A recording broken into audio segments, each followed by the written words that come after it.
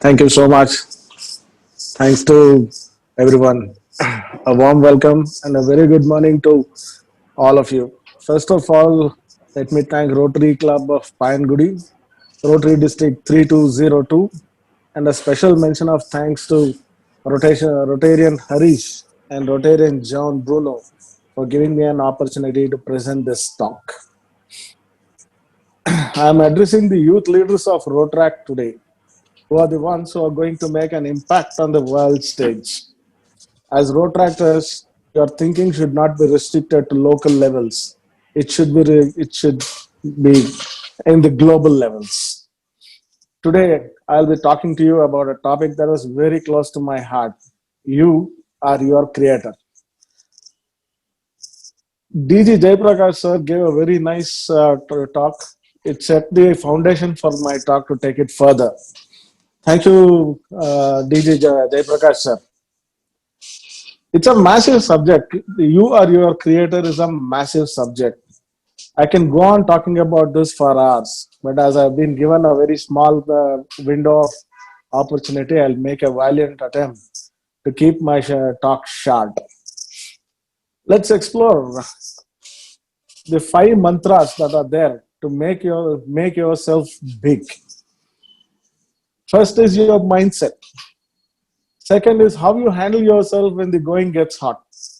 The third mantra is how to think positive and what are the uh, positive things that will happen when you start thinking positive and thinking crazy and thinking big.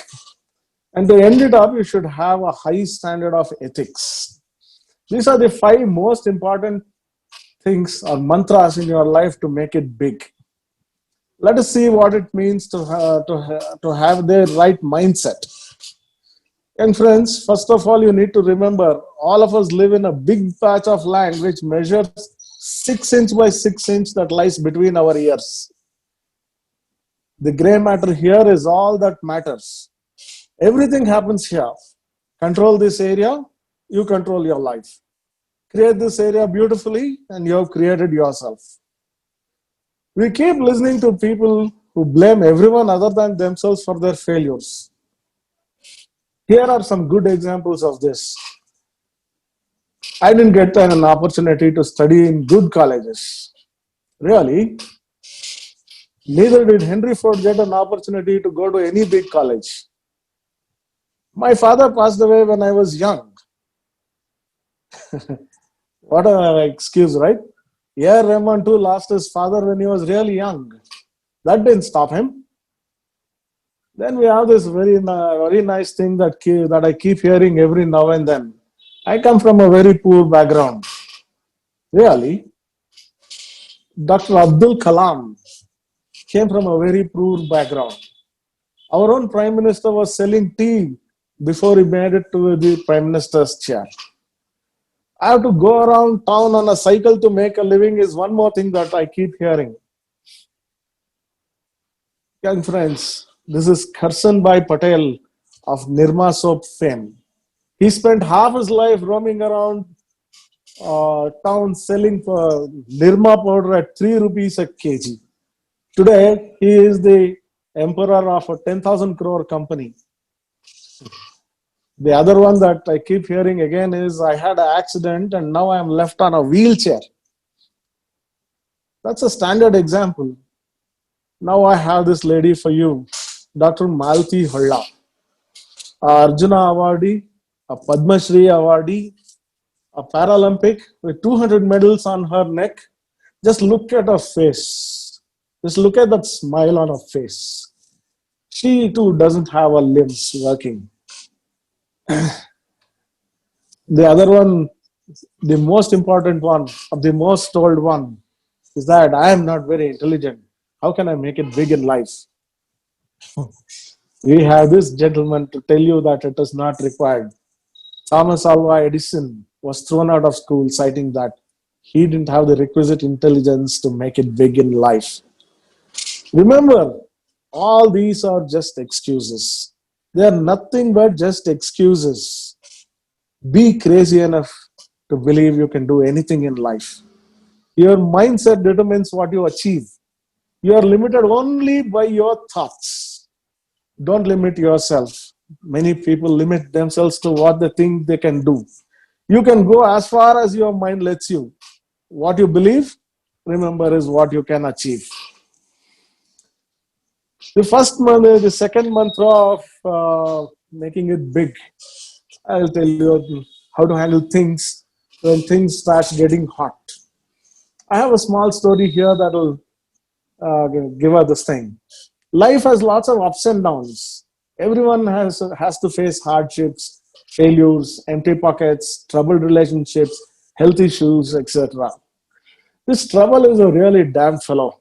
He comes in many ways than one. Sometimes it takes you to the breaking point. Handling trouble is the most important thing that you will have to learn. I have a small story again to tell you about this. A young man who was facing a lot of problem in his life goes to his father and starts complaining that his life is miserable. Everything he is doing is getting into problems. He doesn't know how to overcome it.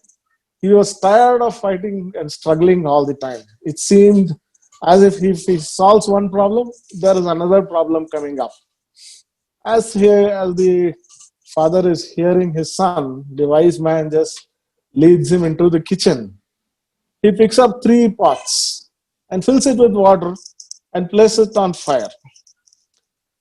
Once the water in the pot starts boiling, he places potatoes in one pot, eggs in the second pot, and puts grounded coffee into the third pot.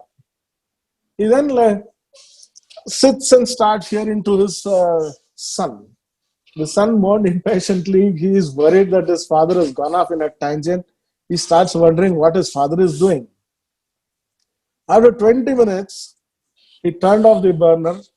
He took the potatoes out of the pot and placed them in a bowl. He pulled out the eggs and placed them in another bowl.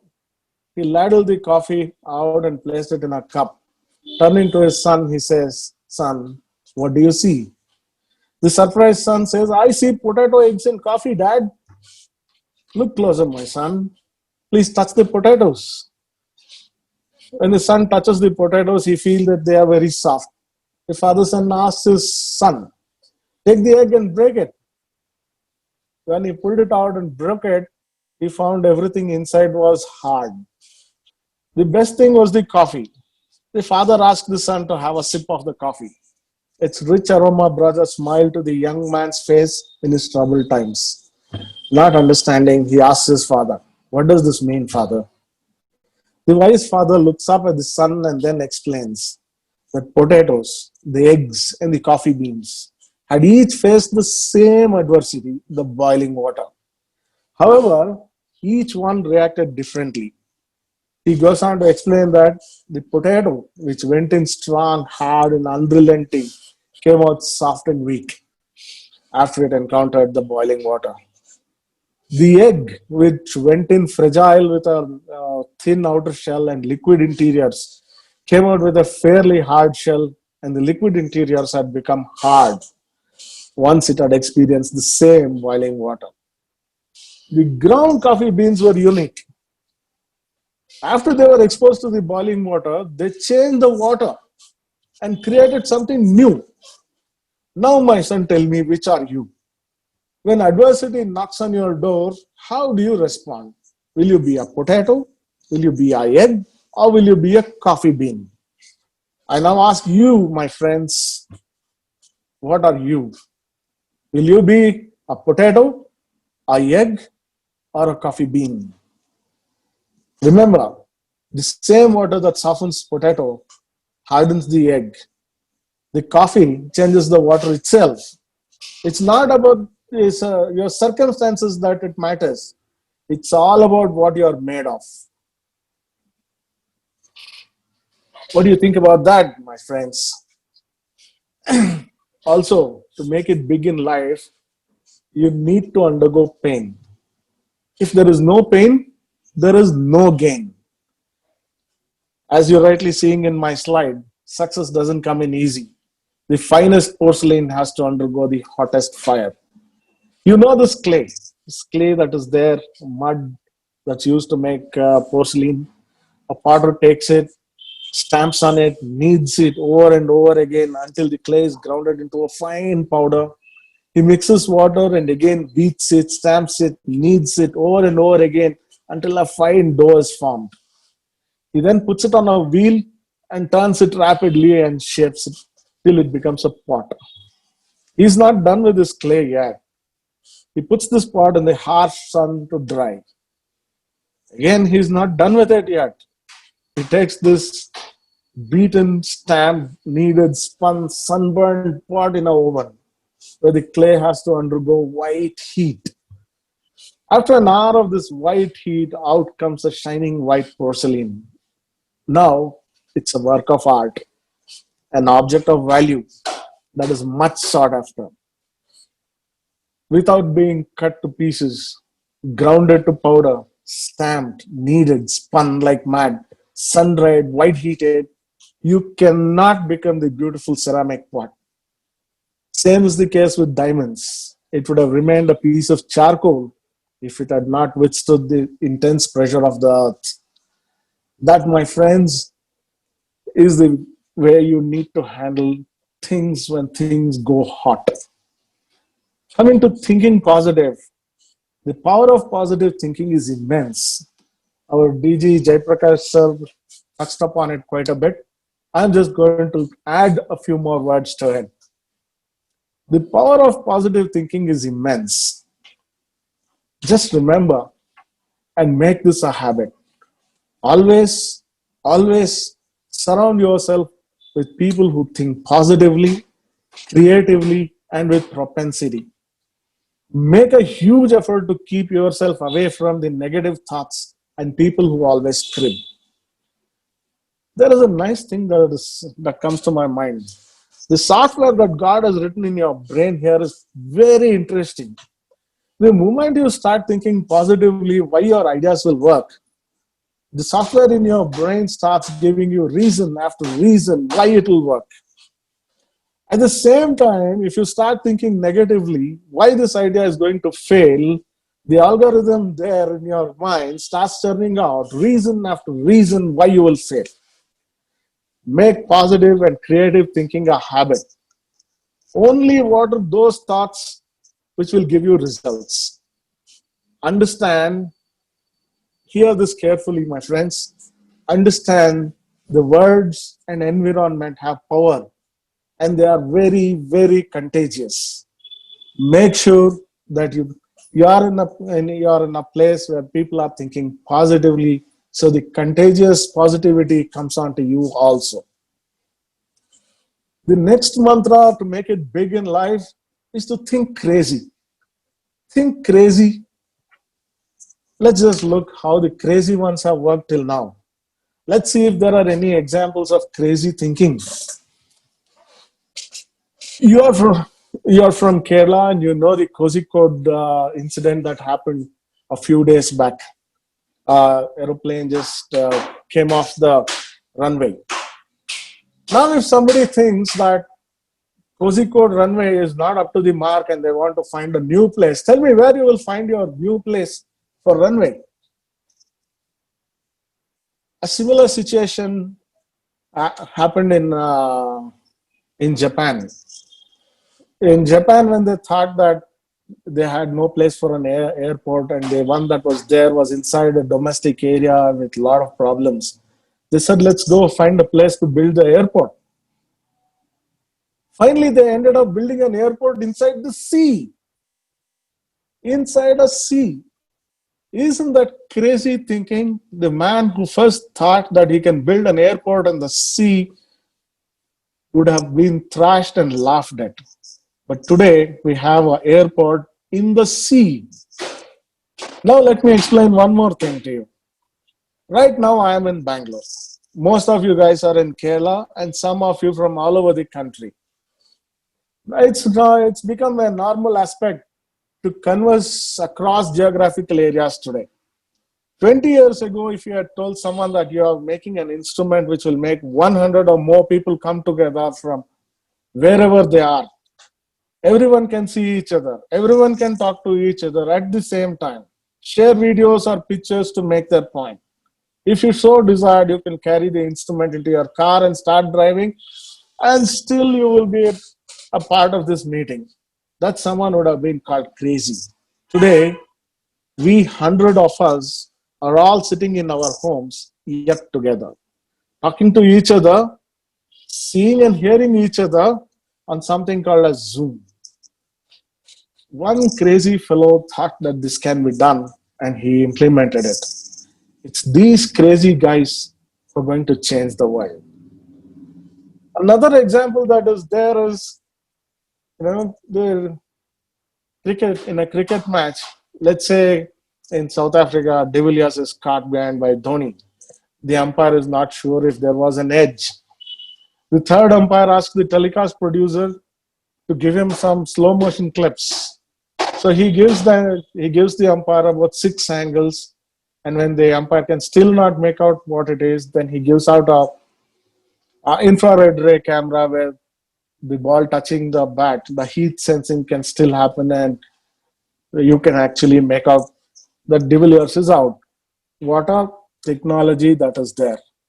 You aim a piece of 16-inch piece of metal filled with some glass, aim at something, it captures the images, it records it, you can pull it out, slow motion it. If you are not happy with the color, you can change the color, you can transmit it, broadcast it, you can sit at home with a ball of popcorn and see it. How the hell is this happening? This is happening because one crazy fellow somewhere thought, okay, so I have a camera, this light is getting converted to electrical signal.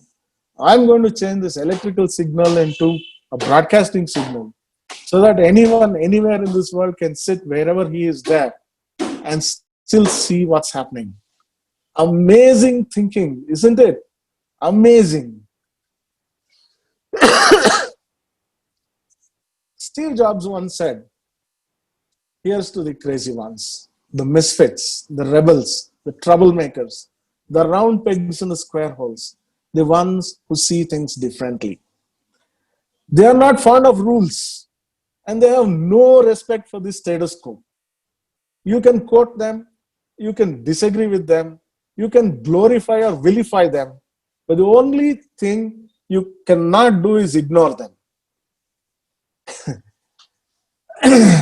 because they change things. They push the human race forward.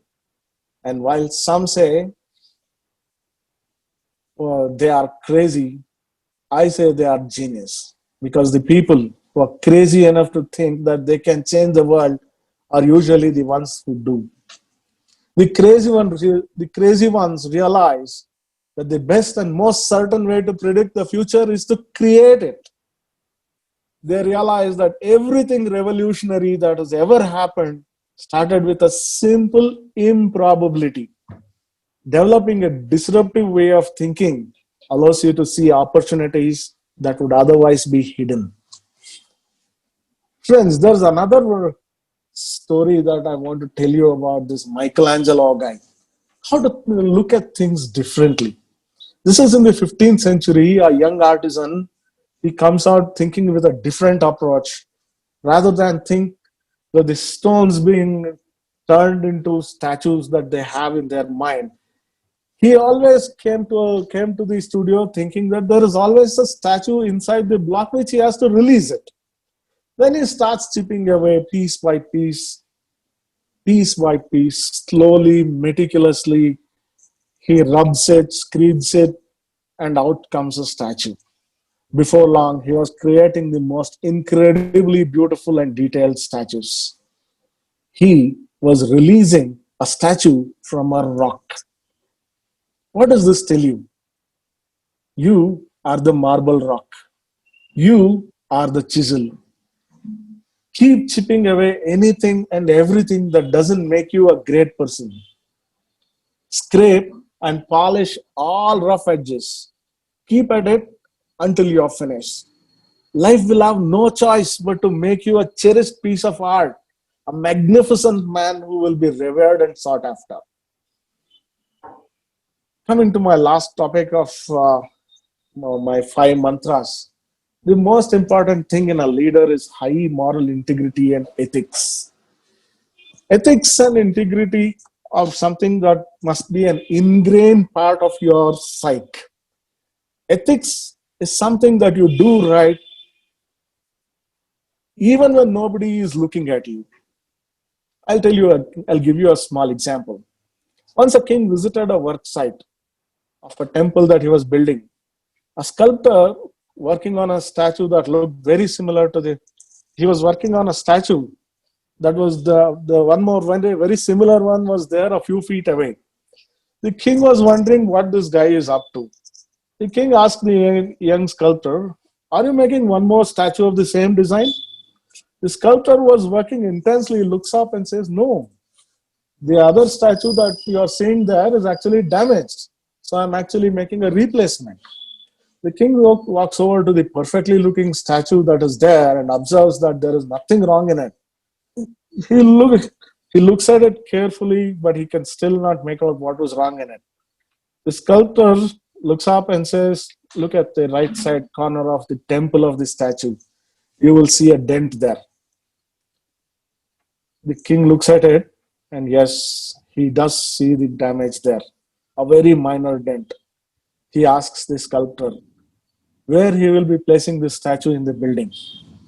The sculptor points to a place a little above the pillars and just below the roof. The king is dumbstruck. The king then says, "If the statue is going up there, what are you doing? You can use this. Why are you wasting your time?" The sculptor throws down everything, comes up and stands in front of the king and sternly tells him, "King, I know there is a fault. I will know that this is not correct. I know this is not perfect. You have given me a job to build a perfect temple. And forever I will know that I have put a small imperfect thing in this place." That is the high integrity and ethics that were displayed by artisans of bygone ages. This is a true story from an artisan and a king that happened in Belur and Halebidu temples. Even today, you can go and have a look at it. Each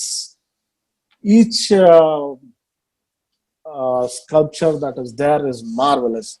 And you will also see many fully done sculptures which are not used, and it is there in the museum.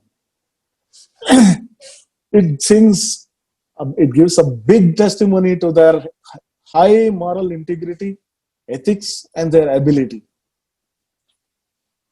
One more saying from Mother Teresa cannot be left unsaid. This is something that is close to my heart. When it comes to ethics, I cannot stop myself from telling you this. I read this and it is close to my heart. I want every one of you to know this. This is how it goes. People are often unreasonable, illogical, and self centered. Forgive them anyway. If you show love and you're kind, people may accuse you of selfishness, ulterior motives. Give out love and be kind anyway. If you are successful, you will win false friends and some true enemies. Succeed anyway. If you are honest and frank, people may cheat you. Be honest and frank anyway. If you find serenity and happiness, they may be jealous. Be happy anyway.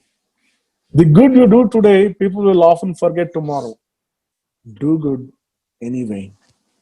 Give the world the best you have, and it may never be enough.